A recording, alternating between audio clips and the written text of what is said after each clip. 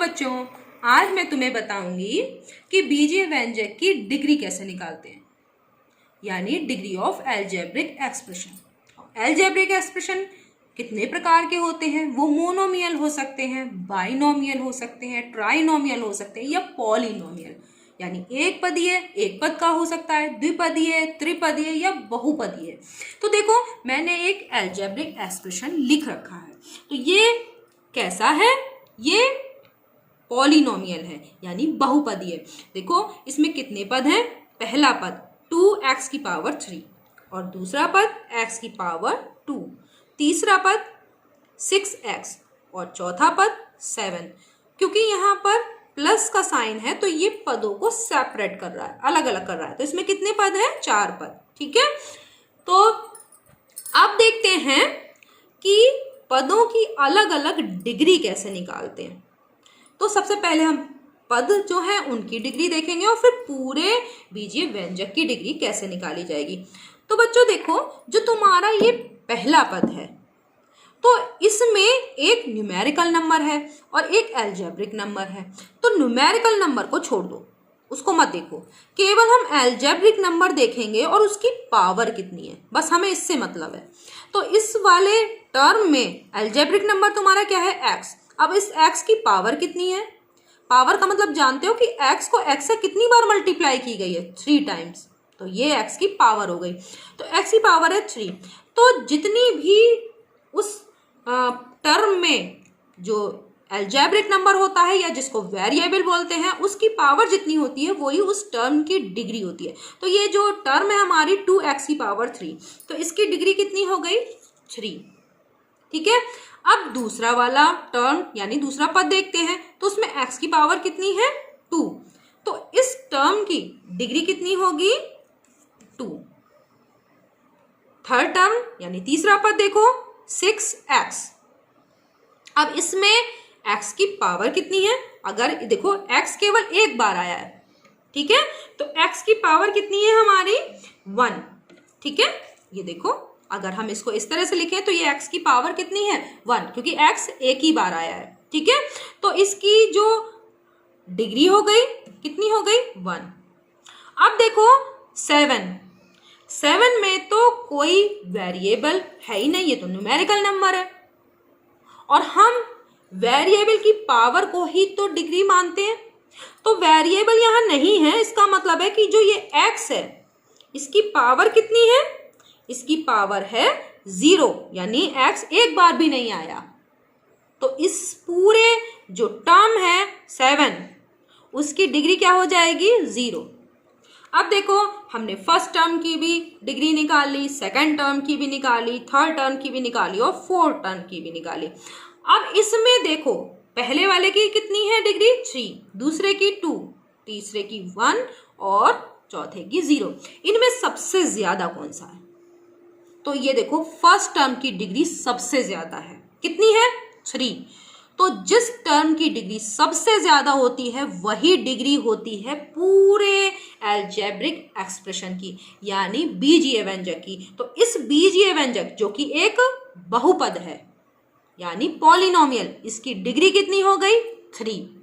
ठीक है, तो अब तुम्हें समझ में आया कि हम कैसे डिग्री निकालते हैं। अब हम एक क्वेश्चन लेते हैं, नया बीजीय व्यंजक, और उसमें देखते हैं कि हमने कैसे डिग्री निकालनी है। तो ठीक है, चलो इसको हटा देते हैं और हम दूसरा अलजेब्रिक एक्सप्रेशन लिखते हैं। तो जैसे x की पावर हमने ले ली 5, ठीक है, फिर हमने लगाया प्लस। अब इसमें आगे भी कुछ और कोई संख्या भी लिख सकते हो, जैसे 6x की पावर 5 लिख दिया हमने, प्लस लगा दिया x की पावर 2। ठीक है, और हमने अब दूसरा भी एक वेरिएबल यानी अलजेब्रिक नंबर ले लिया। ठीक है, उसकी भी पावर कर दी 2। ठीक है, अब हमने लिया -7x। ठीक है, चलो हम इतना ही लेते हैं। अब देखो, ये क्या हो गया? एक ट्राइनोमियल, क्योंकि इसमें 3 पद है। देखो, एक पहला पद है 6x की पावर 5, दूसरा पद क्या है? एक्स स्क्वायर यानी एक्स की पावर 2 वाई की पावर 2। ठीक है, तीसरा वाला जो हमारा पद है वो है -7x। तो ये त्रिपदी यानी ट्राइनोमियल हो गया। अब हर पद की यानी हर टर्म की हम डिग्री देखेंगे। तो इससे कोई मतलब नहीं है, ये तो न्यूमेरिकल नंबर है। हमको देखना है अलजेब्रिक नंबर और उसकी पावर। तो अलजेब्रिक नंबर इसमें क्या है, एक्स। एक्स की पावर कितनी है, 5।